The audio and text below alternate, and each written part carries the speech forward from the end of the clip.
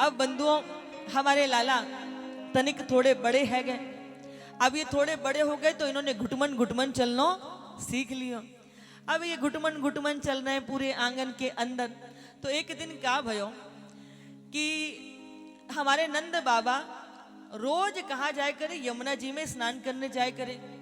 और बंधुओं यमुना जी क्या है? यमुना जी है भक्ति की महारानी।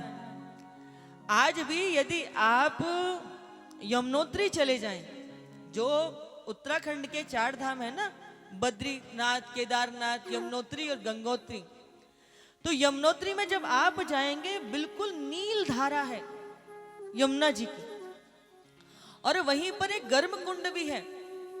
एक तरफ तो इतना जल शीतल है और एक तरफ इतना तप्त कुंड है। आप उस तप्त कुंड के अंदर, छोटा सा है, उसमें यदि कच्चे चावल आप ऐसे अपने कपड़े में बांध कर उसमें डाल दो ना, तो चावल पक जाता है, आलू पक जाता है। आपको लेके जाने की जरूरत नहीं, आप डाल करके पका के खा लो।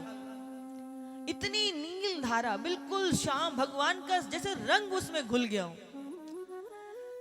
तो यहाँ यमुना जी का नित्य प्रति नंद बाबा स्नान करते थे और फिर घर में जल लेकर के आते। तो इन्होंने घर में एक छोटा सा मंदिर बना रखा था।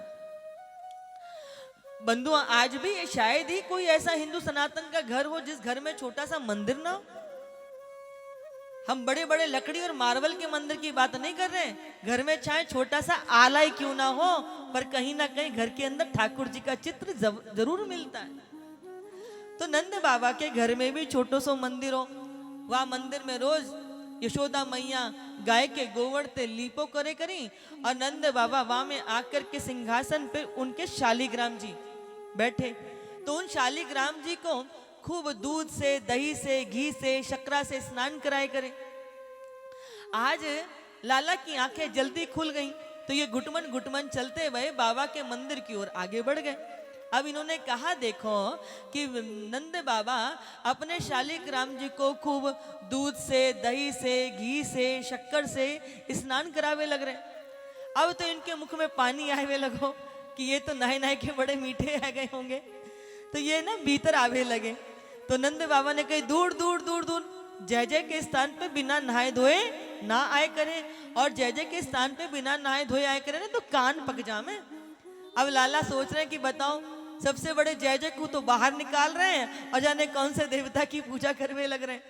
अब इधर क्या भयो कि नंद बाबा ने पंचामृत से रोज की भांति आज भी जब शालीग्राम जी को स्नान करा तो लाला के मुख में पानी आएगा। अब इधर बाबा अपने मुख को कपड़ा से ढक करके भजन करने लगे। बंधु आपने बहुत बार देखा होगा ऐसा, हमने तो बहुत बार दृश्य देखा है कि कई बार जो भजनानंदी होते कहते हैं कि भोजन और भजन एकांत का होता है, उसको सम्मुख नहीं करना चाहिए, क्योंकि भजन जो है दिखावे का विषय नहीं है, भजन एकांत का विषय है। तो बहुत बार जब घर परिवार संयुक्त होते हैं, बहुत लोग होते हैं, तो मन हमारा इधर उधर ना जाए, क्योंकि हृदय तो चंचल है। आपका मन लगे ना लगे फिर भी भजन करना चाहिए। तो कई बार क्या करते हैं लोग, अपना जो अंगोछा होता है, अपनी साफी होती है, कपड़ा होता है, तौलिया होता है, मुख पे डाल लेते हैं और फिर भजन करते हैं। तो नंद बाबा ने अपनो अंगोछा लियो और अपने मुख पर डाल करके और भगवान के नाम की माला गिनवे लगे। लाला कन्हैया को अवसर मिल गो कि बाबा तो अपनी माला में मस्त है गए और ये बड़े रोज दूध, दही, घी, शक्कर, शहद में नाय नाय के मीठे है गए, चलो आज हम इनको स्वाद लेने में। तो ये घुटमन घुटमन चल के बाबा के बराबर में बैठे, नन्नो सो अपनो हाथ उठायो। शालीग्राम जी भी बाबा के बहुत छोटे से, बिल्कुल गुलाब जामुन जैसे ही उठाए के आसन थे, सिंहासन थे, और इन्होंने अपने मुख में गप कर लिए। अब बाबा की माला पूरी हुई और माला पूरी करते जय जय जय जय करते करते उन्होंने आंखें खोली कि सम्मुख शालीग्राम जी को दर्शन होवे को सिंहासन पर। यहाँ का देख रहे, यहाँ तो शालीग्राम जी हते ही ना है। अब इधर उधर देखने लगे, कहीं वो चिकने तो है गए, कहीं लुढ़क गए हों, पर बिना किसी के आहट के छुए लुढ़केंगे भी कैसे। इधर उधर देखो तो नन्नो सो भगत कन्हैया दिखाई देगा। अब बाबा कह रहे हैं कि लाला तेरे मुंह में का है। अब कन्हैया का करवे लग रहे हैं कि वह शालीग्राम जी को मुंह में पपोर रहे, कभी चूस के इधर लिया में, कभी इधर लिया में। कई बार आपने देखा ना, बालपन के अंदर छोटे छोटे बच्चे कंचे मुंह में डाल लेते हैं और चूसते फिरते हैं जैसे उसमें से शहद निकल रहा हो, मुंह में भर लेंगे, कभी इधर गाल पे, कभी इधर गाल पे। बाबा ने कही लाला तेरे मुंह में का है अब मुंह में तो है, शालिग्राम जी बोले कैसे हूँ करे, बाबा बोले बोले छो ना है, शालिग्राम जी कहाँ गए, हमारे ठाकुर जी कहाँ गए। अब कन्हैया कैसे बोले, बाबा ने 2-3 बार पूछी, 2-3 बार में जब उत्तर नहीं मिलो तो बाबा को रिस आ गई, गुस्सा आ गया।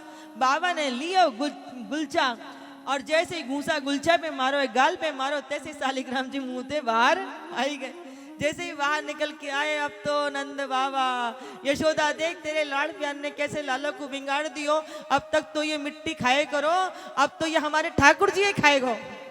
अब तो मैया दौड़ी दौड़ी आई, मेरा नन्ना सो लाला इतनी जोर से तुम्हारी डांट की आवाज सुन के घबराई जाएगा। मैया ने गोदी में ले लिया और लाला रोने जैसे हो गए तो मैया बोले चुप है जा लाला, तू डरे मती ना।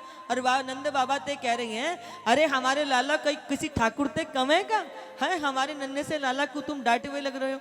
और बाद में एकांत में लेके गई तो पूछ रही है मैया कि ये बता तूने बाबा के शालिग्राम जी क्यों खाए। तो बोले मोकू का पतो है कि वो शालिग्राम जी है, मैं तो गुलाब जामुन समझ के खाएगा कि बड़े मीठे मीठे आ गए होंगे।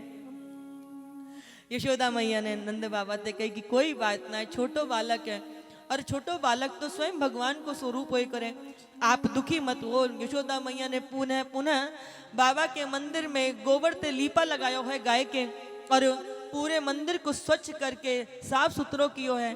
और नंद बाबा भी जे कह रहे हैं शालिग्राम जी हमारे लाला को माफ कर दियो, नन्नो सो है जरूर गुलाब जामुन समझ के खाए होगो, नन्नो वाला कह करके ठाकुर जी की पुनः पूजा याचना करी है भगवान ने।